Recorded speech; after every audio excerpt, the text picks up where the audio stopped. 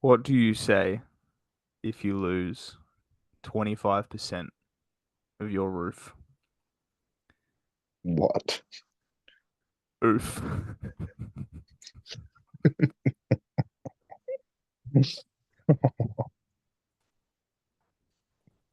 That's fucking terrible. That's the best one. That's You could pull that anyway. You could be like Roo, Roth. Fair play. I liked it. I like it. All good. How about we instead just smash the glass? Here at the glass table, we're just like I you. like to play football, I like to watch football, and I like to talk about football. Yay! I like to play football and I like to watch football and I like to talk about football. But we do things a little bit differently around here. That could be a dream, Jared.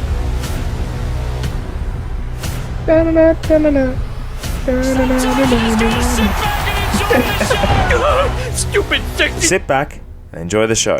Hello, everyone. Welcome to the Glass Table, Season 3, Episode 2. We're back again, sponsored by Pepsi Max. And, we'll see you in the Pepsi Max Collective later on. But anyway, Jared Thomas, welcome back.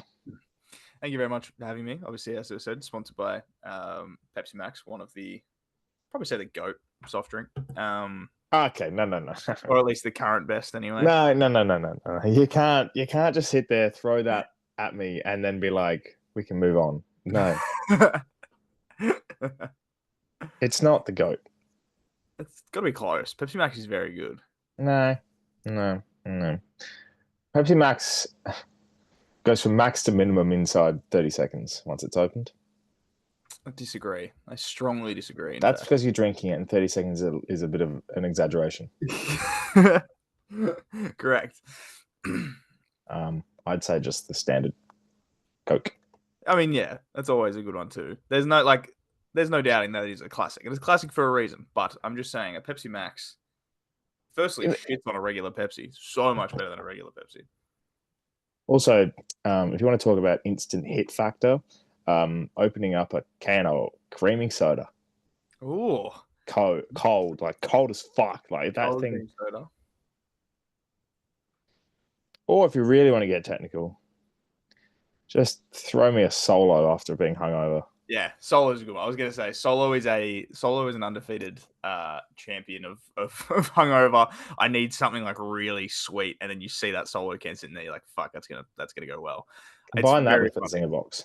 Oh yeah, Zinger box. It's very, very funny that we're starting this football podcast with chats about soft drink. But anyway, yes, we have to fill the void of 2 games being missed, and the other 5 not being played at all. So yeah, there was a few buys. Very nice. It's been very, very nice to be back and to be chatting football to come and football that has happened. You obviously would have seen us last week yapping in and blowing out the Cobb's web. There you go. Yep. Still a few to be blown out apparently. But obviously opening rounds occurred, 2 games. It felt like an extended community series weekend, but a couple of results that we obviously this year we're not going to go through each game and dive in. We're just going to do a bit of talking points, so we're not chewing your ear off, because we're not AFL 360. We're not on the couch. We're not the 17 different agenda setters that are on across all multiple platforms. 7+ if you're looking for a new show, we're available. But I think this year we're going to do it nice and smooth. And speaking of smooth, let's do a bit of stupid sexy, eh? Stupid sexy AFL player, the one that we all love, and we have had a predetermined discussion on our stupid sexy player of the week, and it was a pretty unanimous decision. This one, I think, this one is one of the ones where it writes itself. It happens, and you look at it and you go, "That's the one. That's the cream of the crop," as we say. And if you would like to announce our stupid sexy player of the week, it's none other than Travis. No, I'm only kidding. It's Finn Callaghan. Obviously, he's the Giants' star, to be honest. He's the poster boy of opening round. He was sensational. But we're not here to talk about his attributes and good looks. We're here to talk about the massive shoulders that are on his back. That man, over the years, we've seen AFL play lines and the way that players get around the footy, they've developed an explosive speed. That first quarter, we kicked his first goal, and was able to get a link up of 3 or 4, and then kick it on a good angle, opposite to what your left footer would normally want. This kid might generally become one of the AFL's best players, and it's in a round where footy doesn't really exist in opening round. So, I mean, how did you see Finn? Because dead set, he has not only star power, star quality, he also has a star name, which is absolutely fantastic. Yep. What did you see? What did you like? What did you think was stupid sexy? It's fantastic. Like you said, big shoulders. He's a big boy, wide as a house, right? Like, genuinely huge. And I think he's got the shoulder tape too. Adds a lot. I think if you put like Chris Judd. Yeah, that's what I'm saying. He's got the tape. He really builds the mold. But he was, like you said, amazing. He's one of those ones where, you look at sometimes you look at stats and stuff and you're like, fuck, did he have 36 touches? You're like, how does that even happen? Like, I barely even saw him. You will see every single one of him. Oh, yeah. All 33 were prime time, right in the middle. Like you said, he had about 4 or 5 in that one chain alone. And then he kicked that goal. And as soon as he kicked that goal, I've just gone, I would have paid $17 million as well, to be honest. That's pretty fair enough. That's a $17 million goal right there.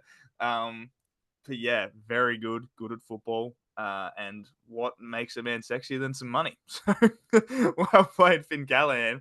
Congrats on your new contract. Congrats on the win, and congrats on being the first stupid sexy player of the year. I couldn't have said that better myself, to be honest. That's a great way to kick off. I don't think we could get any higher. No, it's the peaking early with this one, but that's okay. Show me the Callaghan money, eh? Unreal. But he's a star, and so are the Giants, but we'll get to them in a second. A few things I wanted to sort of bring to your attention, and I don't know if you had a bit of a things you learned over the weekend. Opening round, the new year, everything.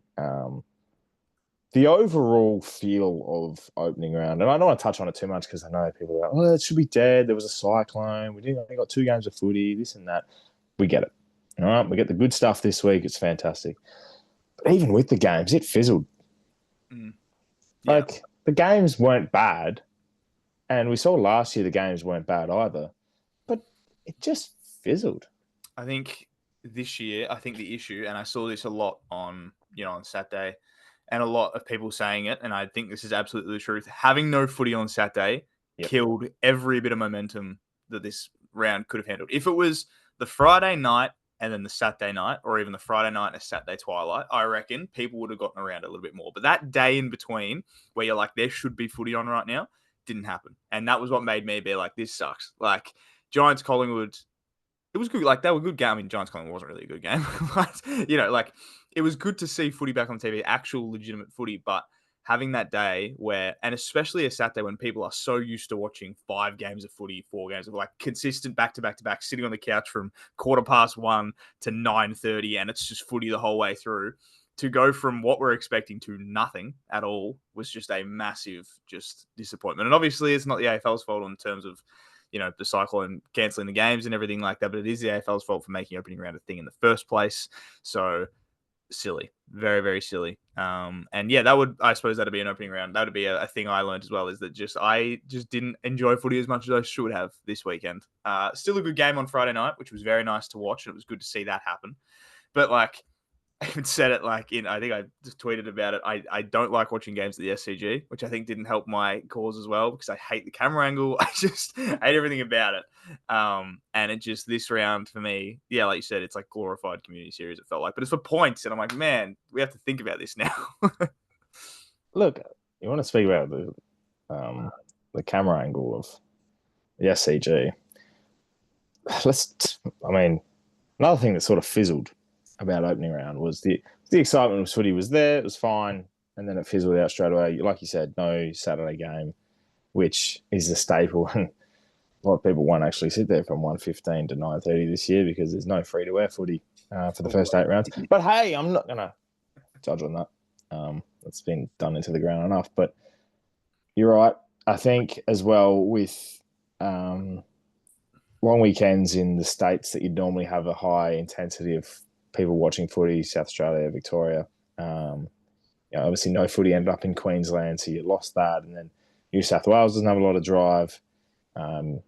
sort of lucky you had Hawthorn, and then you've got a big club like Collingwood playing on a Sunday arvo, but they get fizzled out by 50 points. So it definitely didn't work out too well, and didn't work out too well for the fact that people couldn't watch it anyway because the scoreboards are that fucking big. Oh, the scoreboards, the biggest talking point, and that's a state of how this weekend went. In that the scoreboards have become the biggest talking point from it all, which is it was always going to. It was always going to be a massive thing, and I remember like seeing it all being like, "Oh, new scoreboards, let's see how we're gonna go."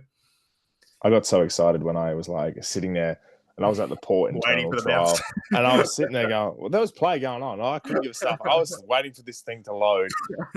And when it did load, I thought my stream at KO disappeared. Because, like, I get the thing the way they want to do it. It reminds me a lot of the charcoal scoreboard they had in the early late 2000s, which I didn't mind. But the way they should have done it is, I don't care if it's a Sunday ticket or Friday night footy. Piss that off. Put that in a transparent logo in the top left corner or underneath your Fox Footy logo. Get rid of the SID or the hawk of the name. We can identify the clubs by their colours. Shorten that. You take up a quarter of the screen. Yeah. And I think it works for Fox Footy. For the 7-1, I didn't have it too much. I think it was just the fact that it was in the middle of the screen, to be honest. Different. Yeah. Just different. I wouldn't even hate the Fox Footy one if it just wasn't as big. It's just very big. Like it's very, very like very thick. And I'm like, you could bring it down. And I saw a few things and it makes sense. Like a lot of people watch games on their phones and things. So they need the scoreboard to be bigger. And I get that. Like I understand that is a thing. It'd be nice if you could have it like an option, and we're probably a little ways away from this for now, but it'd be good to be able to have it as an option where you can have it in a little corner. You can have it all the way across if you're watching it on a phone. You can mix it up a little bit. I like the 7-1 more, I think, which I didn't think I was going to. And then I did like the 7-1 more because it's very simple, like very, very simple. Just two teams, points in the middle. Don't hate that at all. But interesting. It's going to take a lot of getting used to. People are going to forget. Like in a couple of years, no one will even care anymore, and then they'll change it again, and then it'll be complaints again. So it's just the cycle of how things work. But for now, it's just going to take a lot of getting used to, I think. Yeah, I did like, and I like the variances of scoreboards that Fox did use. Like, you look at the one that starts the game; it's pretty small until they get into the goals and points side of things. I'd really love when they're in an advert at halftime or whatever. They have it in the top right corner, and it is that simple scoreboard, and it looks just aesthetically pleasing. Mm-hmm. So I definitely vote if they could bring that. But I love the idea of having an option to choose your scoreboard. Yeah, I think one day eventually it's going to have it kind of like a press red, kind of like the old school kind of stuff. I think press red for red. Yeah, press red for red. I think it's going to eventually there's going to be a thing where it's going to be like you can pick how you view your footy, which would be really good. And like I don't think that's even just scoreboard stuff. I think that'll be like you'll get different broadcast teams. Like there'll be biased teams for each side, which I would love, by the way. I would love. I don't think people would love me commentating Port Adelaide. I would love a biased take, like that SEN Carlton thing they did, but like every team and on every channel. Man, that'd be beautiful. But I think eventually it's going to become more customized, which is good. But for now, it's just people are going to have to get used to it. Yeah, I like that. I think as well, if you could have an option. I mean, you're getting broader terms and you're getting away from the score bugs here, but I think having your opportunity to, and people are like, oh, which one are you going to listen to, Fox or 7 or whatever? You listen to the radio. I think because you're in a broadcast deal, there should be some sort of crossover type, especially for those that use phones or iPads and they're streaming through the AFL app, or if they're watching it through KO. And I know KO is a substitute for Fox and everything, but having your option to sort of go, all right, I'm watching the footy, the broadcast. I want to listen to Triple M while I'm watching. I know a lot of people that do that anyway. Like a lot of people watch Channel 7 but have Triple M radio on kind of thing, which is like, that's a respectable way to do it. But it's hard when it's KO because the stream's all out of whack and everything like that. So it'd be nice. Don't get me started about that. It'd be nice to get it all synced up. Do you know Collingwood just finished trying to kick a goal on my KO? It's just happened just today. Couldn't believe it. I think Collingwood also just entered the field. I don't even know about that. I think it's still a ways away. I found it very, very funny how in a meaningless practice match they kicked like 22-1, and then in the first game of the year they kicked like 6-16 or something. It was a real 6. It was 6-16. And if you want to talk about, the behinds and goals of the weekend, 14-12 Hawthorn, 11-10. I'm going to keep an eye on this year because I want to see if there's a drop off. 11-10, 14-12. So you're in the positives for both sides on the Friday night. And then 6-16 for Collingwood, you're in the negative, 15-14 positive for the Giants. So 3 out of 4 teams went positive in their goal kicking. Overall, not bad. That's a good start to the year. I feel like that 3 out of 4 ain't bad. I feel like it doesn't often happen. I mean, obviously a lot less teams playing, but not that bad. Not that bad. If you want to really see something that's quite interesting is I always look at the first half, second half type scoring. So you look at the Giants, they were 8-7. Collingwood kicked 4-8. They ended up with 2 goals, 8 after half time, and the Giants went 7-7. The Hawks and the Swans, this is just pointless chat, by the way, but it's something I kept an eye on. The Hawks went 9-6 in the first half. They ended up with 5 goals, 6 after halftime. The Swans went 6-4 in the first half and then 11-10 at the end. So they went 5 goals, 6. Both matched each other at the end of that, by the way. The interesting one with that was most of those Sydney goals came in that third quarter blitz where they kicked like 3 real quick ones. And then that last quarter, credit to Hawthorn, they were just like, nah, we're not doing it anymore. They were like, we're just going to just very, very strong in the back line and did very well to just hold on and keep it going, which was fantastic. One thing I want to... so the biggest talking point over the weekend, and I think everyone's going to cover it, so we may as well do it too. Collingwood. What's your vibe? I believed in the hype. We both did. We both tipped them. I believed in the hype. Now, I don't want to have such a pessimist view on them because we play them this week. So any sort of negative talk about Collingwood will bite me in the ass. But what's your feel after that? Is 52 points sort of exaggerating how much they got dominated? Is the 6-16 a sort of a contradiction of how badly they played, or what's your feel? I think people are overreacting, saying that Collingwood are terrible. I don't think they're terrible, and teams can lose in the opening round and still be incredible come season's end. We've seen that happen to Brisbane, kind of thing. Like, I don't think Collingwood anywhere near as bad, and I think it's in terms of like a personal thing that I can think of. The Giants were almost so like injured and stuff that it almost became impossible to play them, like impossible to match up on them because they had no idea how they were going to play, who was going to kick the goals, everything like that.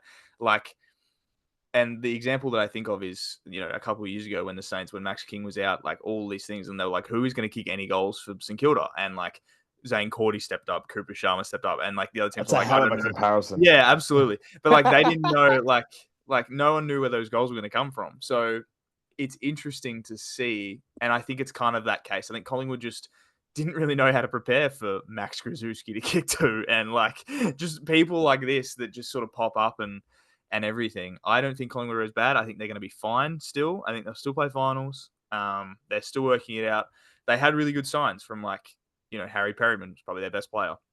Like, that's a great thing. Having a new guy as one of your best players, fantastic. Nick Daicos didn't have his greatest game. He won't play like that every week, So I think they're going to be okay. I agree with that.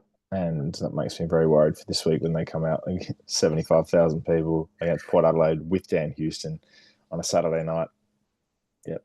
That's prime time as well. 7 going on. 7 won't be broadcasting actually because they don't get any Saturdays. Because they won't be broadcasting anything. Thank God. So some people will miss the massacre. Obviously, as I said, we're not really diving in too deep to these games, but I really just want to mention the fact that I thoroughly enjoyed Will Day performing really, really well at night. That's very, very funny. Thank you. So secondly, he was incredible. My favorite stat from the weekend that I saw go around was that Will Day kicked 3 goals total last year, and he kicked 3 goals in the first half against Sydney on Friday, which was really, really funny to me. So he's very good. Believe the hype in Will Day. He is a lock in my Supercoach side, and I am very excited about him, to be honest. Apparently only had like 6 touches in the second half. Yeah, what's his name went to him? James Jordan went to him, and but I think by that point he'd done a lot of damage, and it was too late to back it away. Lloyd Meek as well was very, very good. And just, I know it was a few days ago now, but the Hawks look pretty good.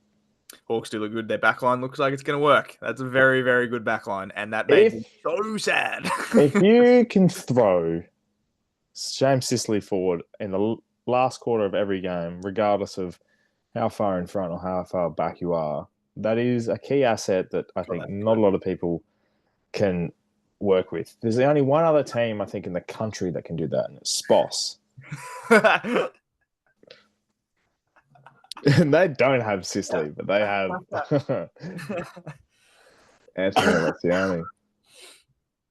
That was good. That was very, very good. Yeah, I thought of that before. I was like, who's the only other player you can do that? So, yeah. Well done, everyone, to opening round. Wasn't a success, but real footy starts this week. I'm so excited.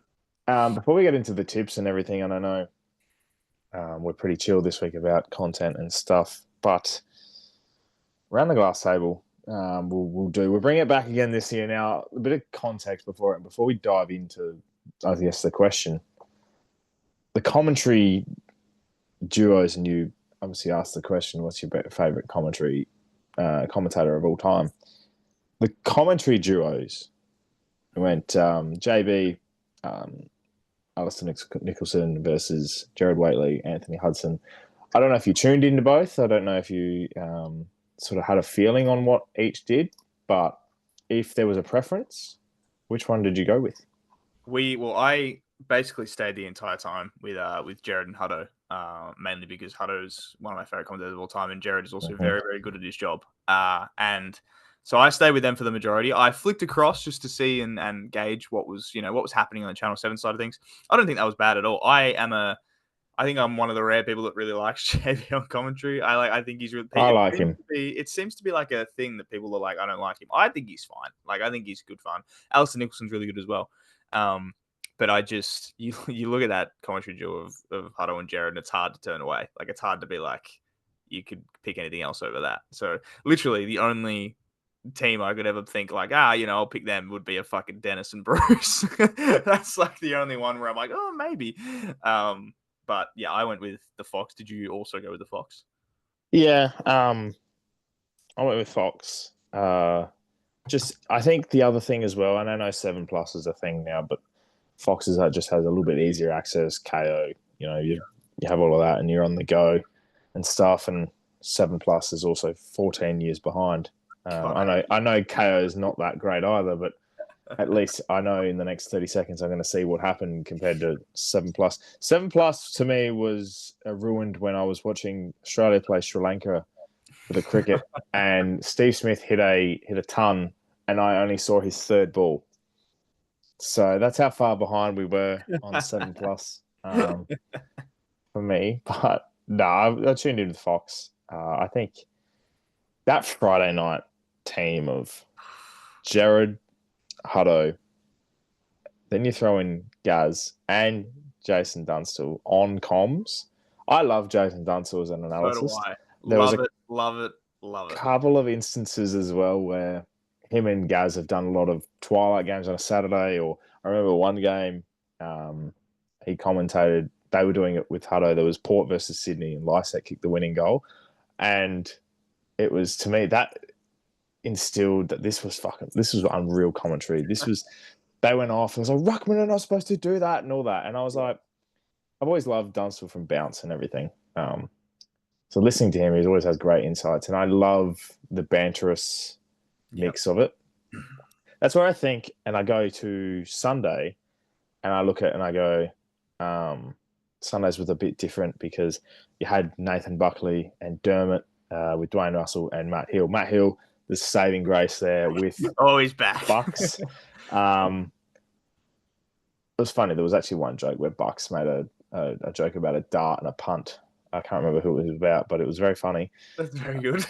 But I was then tuning in to be like, oh, what was Seven doing? Had BT, Nick Rewalt, and Nick Rewalt's banter is, I think, always been pretty good when it comes to commentary. So when there was that joke about him getting tackled in the goal square, that's a classic. It's funny.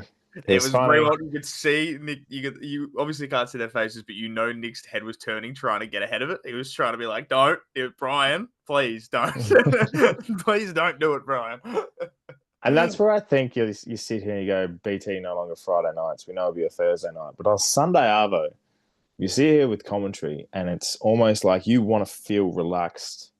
And he gets a little bit looser himself, I think. Yes. When he's in like the prime time slot, he's a bit like, feel like he's got to be very hesitancy. Yeah. Whereas on a Sunday, he's like not as many people. There's still a lot of people watching, but not as many people. So he's like, I'm gonna really, really get into this, and he just has fun. And like that's my favorite BT when he has fun. So yeah. And like we said, Nick Rayle's fantastic as well. So I was at the pub Sunday, so I don't know. I think it was the Fox Footy one, but the commentary wasn't on. But you could tell by the scoreboard. What did you see? Yes, but the commentary wasn't on. But if I was at home, I would have picked the 7 one, I think, on Sunday. So this is one of those things where during the year, it's just going to change back and forth, I think. And it's good. It's good for footy because, if you don't like one team, you just like, oh. If you don't like any team, so, you just turn it off. Mute. So the question you asked this week, pretty simple to ease our way into everyone, is I don't know if we had any. I think we had a couple on Instagram. I can't remember, but obviously follow us on the socials if you want to get involved for questions every week, and we'll post it in the pair community as well because people get around shit in there. They're a weird unit, but they're a good unit in there. Reactions. And that's when the king himself is also a bit weird, you know what I mean? Anyway, yeah, so what did we have this week? A few answers? We had a few, obviously, just some light ones, like we said, to get into it. Obviously, I said Anthony Hudson, and you said... Dennis. I said Dennis. Anthony Hudson's a close second. Yep. If those two were in a commentary box together, though... Boy, oh boy. That's when you could play 6-period games and just let them run. I just let it just be on in the background. Couldn't give a shit about your injuries. Just give me the voices of Hutto and Dennis. Yeah, absolutely. But then Renee said Bruce to add on to the Dennis and Anthony Hudson as well, which is obviously a classic. Bruce. I think people took Bruce for granted. I think when Bruce was there, people were like, oh, I don't know about him. And then as soon as he was done, they were like, oh, I miss Bruce. And I was like, yeah, that's what I thought. That's because the replacements we got for Bruce were disgusting. It's understandable, actually. That's a good point. Then, we haven't had anything near it since. Commentators were trying to be Bruce. Yeah, I agree with that. And I think it's going to be the same thing again, though. Like, people don't like BT right now. And I'm not a big BT fan. I think when BT is done, people are going to be like, I kind of miss BT, making some funny comments on commentary. But is what it is. And then we had another tweet that just, obviously, the photo was Dennis and Bruce and said that's the dream team, which, yeah, when I think, like, my childhood, when I think, like, growing up, I think Stephen Quartermain's in there as well, but Dennis. Yeah, don't forget it. Yeah. That's a callback. Season 1 callback is locked into my brain. But like Bruce and Dennis are like the voice of like me growing up watching footy. So they're classics and everyone knows them as classics. So yeah, there's a few good answers there. In mind, this is where I think 7, and this would be my final point on commentary, because I know to us footy people, they're so invested. Like, there's 2 types of footy fans. There's your analytical, let me get this. I'm going to get it. Analytical people. One that love your stats, you dive deep in your footy and how people play. In the meantime, there's also the people that love their team, love the way they play, and they can get analytical. But footy pundits, it's where we sit here, and you and I both can go either way. Yeah. But when you sit here as a footy pundit and you watch footy for the love of the game, and you have to look at the eyes and listen with your ears, we judge the score bugs. We judge the commentary team. We'll judge the broadcast, camera angles, how long the fucking reviews take. No matter what, every small detail to footy broadcasting is important. This is where 7 can have an edge. Talk about how radio stations battle it out and have their big names. Triple M always sort of wins out because the average footy pundit will sit there and love the shit that they bring up, right? Yep. I'll sit there and I want to laugh while I'm watching the footy that isn't my team. So 7 could bring that edge to free-to-air. Free-to-air is a losing battle right now, right? Everyone's losing at left, right, and centre. They only get the big stuff and the big games and the big opportunities. Other than that, everything else is dominating. So if you want an edge and you want to bring something unique, I don't want to see 14 different agenda setters shows. I don't want to see opinions left, right, and centre. Give me something funny. Like when the grade cricketer commentate the cricket and you can go on 7 Plus and watch their broadcast. Piss funny. Should be doing something similar. Maybe the front bar commentates. I don't know. Agree, 100%. That's what we were talking before about, having little options for each thing. Just having one that's just a little bit more fun. Like 100% it'd be a way to get people to tune in because like people always say, and they say it all the time, Triple M BT is so much better than Channel 7 BT. And I agree with that in that it's because he gets the chance to just be fun and have a bit of fun with it. And they have fun in the box, like with each other. Like you can tell they're all sitting there in the box and it's mates watching footy. I think that's like the thing that Channel 7 need to do. And it's little things, right? Like I know that every Channel 7 commentator has to rock up in a suit. But don't do that. How about just let them just rock up in like whatever they want? Like I know they have to be on TV and everything, so still presentable, but let them have a bit of fun, let them be relaxed because when they're more relaxed, they then watch the footy as a fan more often and it helps the commentary and then everything goes better. Again, if you're looking for anyone 7 Plus, we are available. You can dial 1300 stupid sexy.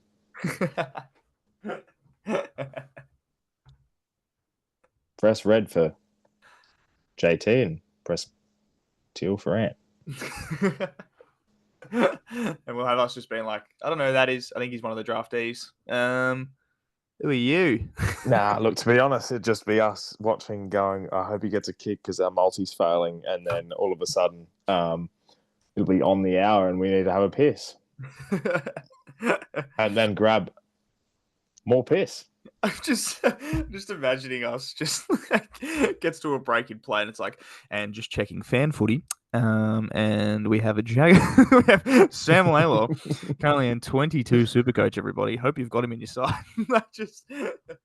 Who is your captain option this week? I'll just be constantly bringing up fantasy. How good's Finn Callaghan? So good. Well, that's the beauty of it, I guess. Beautiful football. Beauty of football to being back. Almost being back. I guess we'll just get into the tips. Into the tips it is. We're getting to the tips. Show us your tips. Is the leeway I'll be having into before we give our tips for this week. Obviously, we're holding a comp this year, which is fantastic. We've had the first round. And my pen's been dropped. We had the first round already, or 2 games of opening round. And a big shout out to the people that got 2 tips out of 2. We've got Baz's Ruse. We've got Jack F7. We've also got Jack D with Port Adelaide. I'm assuming that's a full Port Adelaide name, but I can't really see it. Flag Blues 24. Don't like the name, like the fact you got 2 tips though. And K816 with 2 as well. So there's a big shout out for you guys. The prize this year, Jared. What have we? Well, we're going to have an internal comp. If we do one every year. What's our internal comp prize? Our internal comp, we're making it very simple. We've had other ones where it's like a certain amount of tips means a certain amount of beers. We're making it very simple. Whoever gets the most tips right for the year owes the other person a carton. Case of beer, classic, it's reliable. It's an easy prize. Now, we didn't decide this off air, but do we want to do a carton of choice or it has to be a specific carton? I mean, like, as long as we know they'll drink it, I suppose. It can be the person that's receiving choice. Love a big case of South Avs. Yeah, $120. You I was about to say, is it like a premium beer? Because no. We'll see. Anyway, and for everyone that is playing in the comp, we appreciate all 40 of you joining, which was fantastic. Obviously, Jared and I haven't had a very good start, even though he got 1 and I got none. But that is okay. Your prize this year, so if you can win it, will be $100 Prezi voucher, which is the equivalent of an online gift card. Essentially, you get to choose where you want to shop it and everything like that. All good stuff. And we'll give that to you at the end of round 24, or whenever the hell Essendon Gold Coast is played. And yeah, we'll probably come up with some prizes for second and third as well along the way. And we might do some round comps too, where show us a cue card and we'll pay for a beer. Yeah, we could do a bit of gauntlet maybe. I don't know if you can set up gauntlet in the tipping comps. I'll have a look at that in a bit. But I think the gauntlet starts from like round 5 or round 6 kind of thing. That'd be a good one. If someone wins the gauntlet, they can get something. I don't know. If you drink beer, you can have some beer. Nothing too drastic. We are poor people. We are still, not well paid. So we are young, dumb, and broke. So nothing crazy, but you win something. So something's better than nothing. At least get your name read out in a podcast that's moderately popular.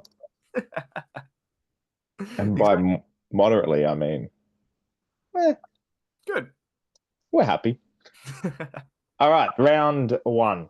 Jared Thomas. This is where we dive in. This is where the good shit happens. Let's put our tips in.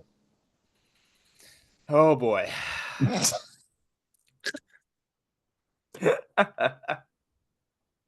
I'm just looking at these games and I'm like, man, fucking, I have no idea.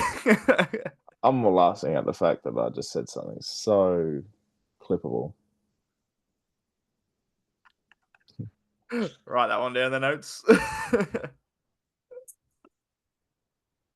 Well, happens off air, so might as well happen on it, I guess. You know what I mean? Oh boy. Yeah. Shout out to the bloke that commented the comment the other day. I've seen Macca's are doing like little bag clips if you get a Happy Meal. I want so many Happy Meals. Just gonna drive through, didn't get the port one, go back again.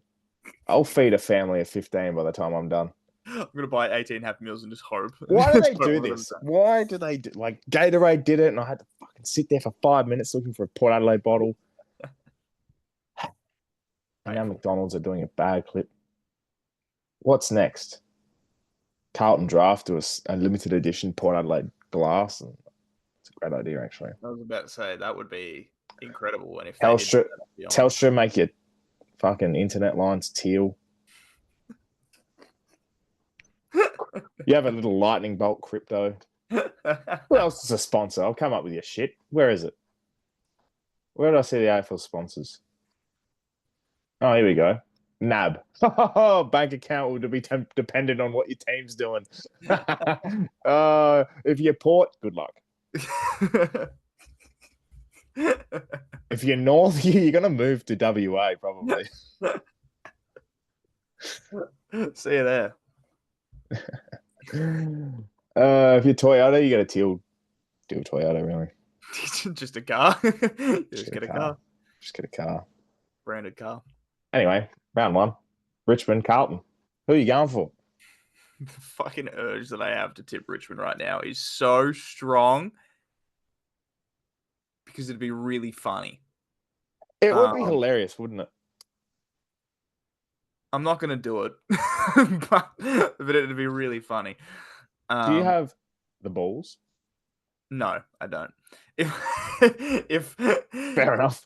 If my theory is, if it was going to be any year that Richmond was going to win, like beat Carlton over the last few years, it's this year.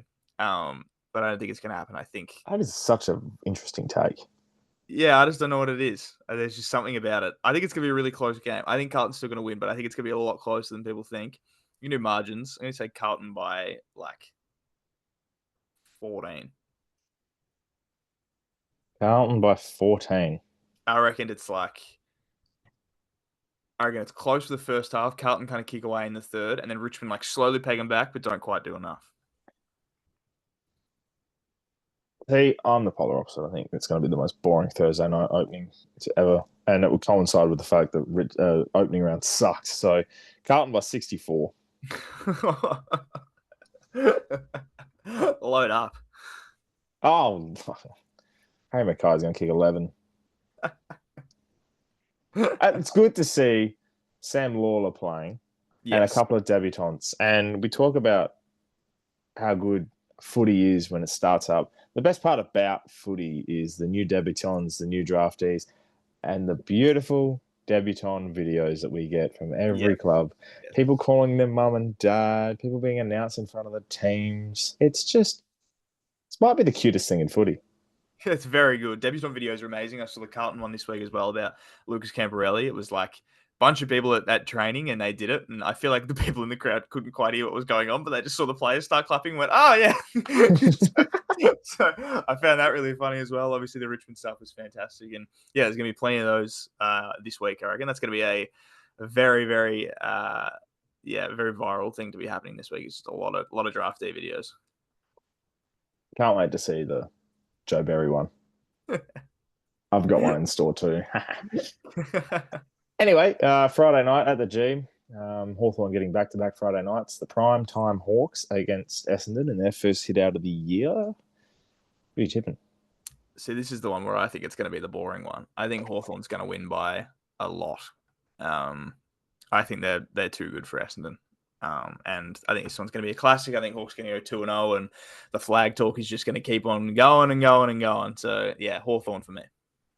Yeah, I'm also tipping the Hawks. I think it'll be close. I think the Bombers, they won't be as shit as people think. I don't see them. I think I like the idea this is the G, unpredictability of the year. You know, how bad were Sydney last week? Or not 100%, or is it comparable to how good how good Hawthorn were? So I'm tipping I'm tipping the Hawks, which leads into one of the earlier games I've ever seen at 12:50 normal time, 1:20 stupid time. Geelong Freo at GMHBA. Now, let me tip this one. The Cats. Really? Yeah. At home. That's the gimme of the week. Yeah. That's fair. Should we do this year? Just on the fly idea. Sorry. Yeah. Should we just do one lock of the week? One lock. All right. Yeah. Is that your lock, Geelong? Yep. Do we do anything for the lot? We can figure that out. Yeah, that's fine, isn't it? Maybe on the graphic we can make it like red or something. I don't know. Either way, it doesn't matter. Whatever. Just put a lock next to it. Yeah, that works too. That's interesting, and it's very interesting you say that because I'm tipping Freo. And I think it's because are they going to be bought into the hype this year? That's what I'm saying. I think it's a really interesting game for a lot of reasons. I also, for some reason in my head, and this is going back 12 years, and I don't know why all of a sudden I'm like, yeah, no, they're good. Freo beaten Geelong at Geelong 12 years ago in a prelim final. And it wasn't a prelim, it was a qualifying final. In my head, Freo are pretty good. Still that Freo. So I think Freo is going to win. I think they're going to prove that they're very good this year, and they're going to knock off the Cats. Just to any Freo fans watching, I'm not disregarding how good you'll be this year. Geelong is very good. I think it's just Geelong and Geelong. Geelong could win by 1 point. They'll find a way. Just down there. If this was at the G or, God help us, Optus, Freo. That's fair. And like last year, I got a first taste of just how good Geelong just is enough in Geelong. I had for a sliver of a second hope that we were going to beat them there. And then Patrick Dangerfield decided, nah, I'm all right. We'll win. Thanks. So I see that, and I completely agree. But I just think Freo is going to win. That's mine. You did what you didn't do what we could do last year, and that was just beat Geelong down there. Down there. Yeah. Anyway, Sydney Lions grand final rematch at the SCG just seems shit. Yeah. I don't think Sydney unveiling their flag. Oh, wait a second. I don't think the SCG is really a fortress anymore. I think they've lost enough games there over the last few years, and comfortably a few of them as well. Like lost by a lot at a lot of games at the SCG. For me to not even think about it as like a home field advantage, and I think Brisbane are the better team, so I'm going the Lions. Yeah, same. Just simple. Very hard to tip Sydney, and it's very hard to tip this week because the teams that have played already an opening round, we've gotten a general basis of what they can do. coming into teams that haven't played yet. So it's the unknown. It's very hard. Games like Geelong Freo, it's like I have no idea what to do. Yep. Sydney, Brisbane, I go, right, premiers. They didn't give us two shits about the community series. Against the Swans outfit, they looked lackluster and lacked a lot of spark up forward. Other than about a quarter. Yeah, other than about 1 quarter of footy from the Swans. That's because Chad Warner and Blakey are just two guns of the comp. Yeah. Very, very good at football.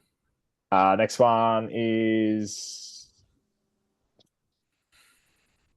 It could be round one, could be a semi-final, could be a grand final. There'll still be 14,000 people at this game. The Dogs taking on North at Marvel. Now, let me tip this one first because I hummed and hawed about this one right before. And I feel like there's always an upset or two in round one. And you always have a general like... And I've not bought into this North hype about it. But I don't buy what the Dogs are putting out at the moment. You know, they're not giving me pedigree; they're giving me home brand. So, I'm tipping North. There is just a little inkling of this is an upset. This is going to happen. Bit of a spicy Saturday evening for you in front of 14,000 people. There is something about it that makes me think it's going to be North as well. You're right. Like there is always one upset in the first round. You're like, what's going on there? North tend to start their seasons relatively well. Dogs are very injury hit at the minute. Everything is lining up for a North Melbourne. You know what? Yeah, I'm going with you. I'm going to say the North. I'm going to say North's going to win as well. Come on. I'm going to go with you because I think everything's just lining up just for a... You know what's really funny about this? And I didn't notice this time. It's a rare time where both of the games on Saturday night are going to be in Melbourne. They're going to finish at about the same time. There is going to be 4 sets of fans all fucking rolling their way through Melbourne, and it's going to be really funny. I just had this thought that's very, very funny to me. So 90% of them are at the MCG and there's 10% at Marvel. There's not many Dogs fans. Not much blue going on out there, but a lot of teal. Yeah, a lot of teal, a lot of black and white. I think North's going to win. Yeah, I like that. Love the fact that this is a Saturday night fest in Melbourne. Melbourne's pumping this weekend. I'm very, very jealous because F1. The F1's there as well. And, you know, it's hot shit, really. Everything's hanging in Melbourne this weekend, except for me, which sucks. I wonder why. We'll get to that in a second. But Collingwood Port, MCG, this might be. I think the AFL want this to be the biggest game of the round. I think they've booked it that way. I think they've booked it with the Houston, game and at the G. A lot of people are going to be there. The narrative paints it as Collingwood bounced back from terrible loss. Dan Houston's the saviour. And I just think that an unpredictable Port Adelaide is just going to do what they do best and just simply rock up, cause a bit of an upset, and do their thing in the home and away season like they normally do. And I'm obviously going to tip Port because it's not my team. But, I have a good feeling. I don't know. This one is really hard to tip, and it's because it's like you said with that opening round thing as well. We don't know what teams are going to be like against other kind of thing. Port are good in Melbourne. Port are very good in Melbourne. They win games at the MCG. They win a lot of games at Marvel. Collingwood were frankly bad on Sunday, and Port, still have the talent on their list that are going through. Obviously, no Butters. I don't know if the latest news on Rosie or anything like that is. He's playing. He's playing, so that's a positive. He stubbed his toe. Why is there a general oh my god, what's happened to Rosie? He stubbed his fucking toe. Painful, yes. Playful, yes. Done. Sorry, continue. That's okay. It's very hard to tip, but I don't think Craig McRae is going to let Collingwood come out and play the same way they did last week. I'm going to say the Pies are going to win, just because I don't know. With no Butters, I think Port are just missing just that one extra step, and I think I know Collingwood narratives, and it's going to be fucking they're back. They fucking won it. They just didn't want to play on the fucking farm paddock, blah blah blah, shit like that. And it's gonna be one of those weeks. It's gonna be one of those Sundays next week, I think. No. They can do that the week after against the Dogs. But absolutely fair enough. And that's fair. You haven't gone for your lock yet, which is very intriguing. No. Which is also... I wonder if it will be this one. Crows, Saints, Adelaide Oval, 12:05. Oh, my God. I won't be awake by then. God, that's early football. Holy shit. That is early football, and you'll be there. I will. So give us your tip and, yeah, how you feeling? Every single part of me wants to tip St Kilda right now. Every single part of me. But also everything in the universe is going against us winning this game.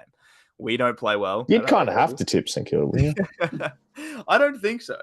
Like, we don't play well at Adelaide. Haven't won there in a long time. Last time we played Adelaide there, we got smoked. Not smoked, it was wet. So we didn't get smoked, but like pretty comprehensively the time before that we played Adelaide there, we got smoked.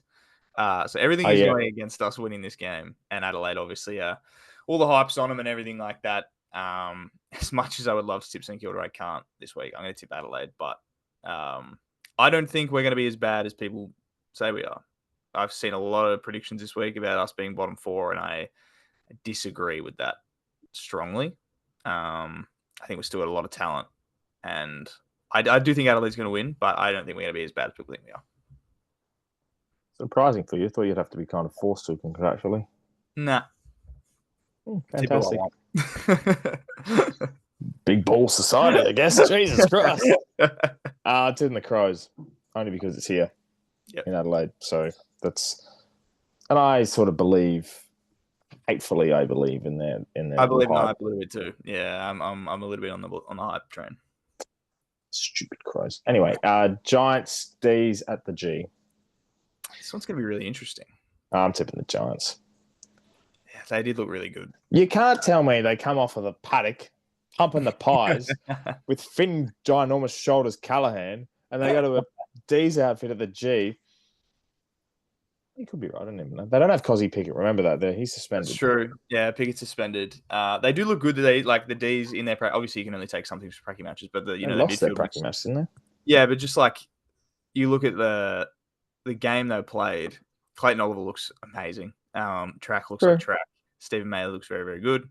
I am still going to tip the Giants, but I'm more believing of Melbourne this year than I was last year. And last year we were with the few people in the world that were like, Melbourne aren't going to be good, and they weren't, so that was nice. But yeah, I think the Giants are still going to win because they looked really, really good, and Finn Callaghan is really good. Bit concerning you rolled your eyes in a way that was seductive to Finn Callaghan just then.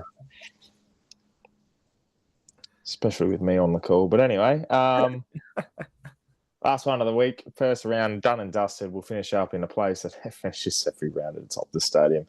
The Eagles and the Suns. Kind of have a feeling that we're going to tip the same here, and it's going to be the team we're sort of always kind of riding for success, and it's not the Eagles. We're never really on the Eagles train. I kind of wanted to probably go back and use my lock on Carlton, which is like an easy one. If we're going back and doing locks, I won't do the Carlton one. I'll say my lock will be Hawthorn. That's my lock. But yes, you forgot about it, didn't you? Well, when you said it after the first couple, I was like, I probably would have done Hawthorn, to be honest. I've tried to draw a lock and I've drawn a shopping bag. So with that being lock, I still think Gold Coast are going to win. However, I would not be surprised if the Eagles finally show some improvement this year and be okay. I still think Gold Coast are going to win. I think they're quite talented, Gold Coast, and shouldn't lose. If last year, obviously, it was very well known that they did not lose at home and they never won away. The perfect way to dispel that this year is to win this game straight away. Win your away game straight away. Get it done against a team you should beat. Get it done. Blow that sort of hoodoo out of your mind. Play finals this year, Gold Coast. Against a hapless West Coast. Just do it, Gold Coast, please. Another potential upset that could happen would be the Eagles too, actually. And you look at the hype teams, and it's like there's hype around the Suns, hype around the Crows, hype around, not hype as in pump up to win finals and play finals in North, but there's hype around them to improve. obviously that Collingwood hype is lingering still, even though they got pumped. I think the Dockers have a lot of hype at the moment. And then you come into the shortest price favourite, I think, ever to open round one in Carlton at $1.05. Yeah, he's quite interesting. But look, it's going to be fun. I'm keen to see it. You're going to be obviously in Adelaide as well, doing your thing with the Saints, which is very, very nice. I'll be at a wedding missing Port Adelaide because people don't know how to book weddings. People do weddings in footy season. Love you, Jacob. I know you're watching. You're all good. I'll be there front and center. I'll have 1 million beers and I'll have 1 million extra for when we pop the pies. You want to press red for red? Press A for ant. With the phone in hand. I might live stream at the wedding. KO on. There might just be a random TikTok at some point of you just be like, They'll be doing their speeches, and it would just be, sitting there, and it'd be like, the day we first met, hold the fucking ball. Oh my God. Yeah, it's like when it's really quiet at the pokies and all of a sudden you hit a feature. What is that? The first time I met him, it was, hold the fucking, where is he? So good. Anyway, that's about it. We did it. Football. Yeah. Any last words? Nothing crazy. I'm just very excited for real football to be back. Excited for football on Saturday, which is like, it's so weird that I'm just like, I just want football. Like, I just want it here. So very excited for that. Just excited to see all the overreactions that are going to come from media and fans. And we've had a taste of it already with the Collingwood fans and everything. And I'm just excited for every team to now experience it. Yeah, this is where the real shit happens. And as we close this one out, this is it. Like, this is the one where it's you want to see your team win. We sit here for 9 rounds of the year, and not only you're riding your team hoping they win, you're riding the passion about footy, you're riding your 22 blokes in your classic Supercoach side, you're riding your 12 draft players in the fantasy draft, you're riding every single letter, your multi. And above all else, you just want to sit there, and I tell you what, if there was ever a feeling that you want to describe how good footy is, I think the feeling is footy. That is a feeling in itself. So I can't wait. This is the proper opening round stinks. This is the real shit. We're back. Footy's back. And I really enjoy watching Finn Callaghan's back.